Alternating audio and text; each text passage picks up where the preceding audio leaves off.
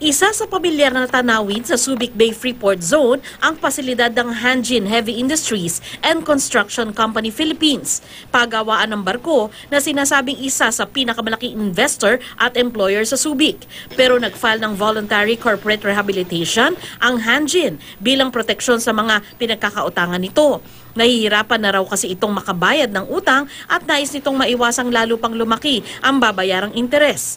Ayon kay Subic Bay Metropolitan Authority o SBMA Chairperson at Administrator Wilma Isma, naghain ng petisyon sa Olongapo RTC ang South Korean company at nakasaad na nasa $400 million o mahigit 20 bilyong piso ang utang nito sa mga bangko sa Pilipinas. Bukod pa rito, ang $900 million na utang nito sa ilang kumpanya sa South Korea. Hindi po ito bankruptcy, kung hindi po humihingi po sila ng tulong. They're trying to be responsible at ayaw nilang hintayin mag-default sila sa kanilang mga utang, kung kaya't minabuti nilang mag-file na po ng petition for rehabilitation. Ayon sa Department of Labor and Employment o DOLE, sa ngayon, wala namang pasabi ang Hanjin na mawawala ng trabaho ang mga Pilipinong empleyado sa 17 subcontractors nito.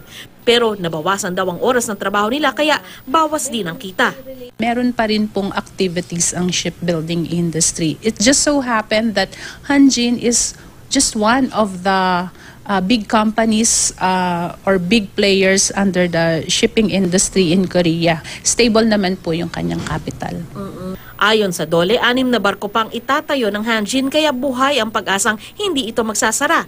May pangamba naman ang SBMA na baka makansela ang mga proyekto. Ayon sa DOLE, malaki na ang ibinaba ng bilang ng mga empleyado ng Hanjin at mga subcontractor nito. Noong 2016, umabot sa mahigit 31,000 ang nagtatrabaho sa kumpanya. Ngayon, nasa 3,812 na lang ito. Highly skilled po yan kasi shipping industry yan eh.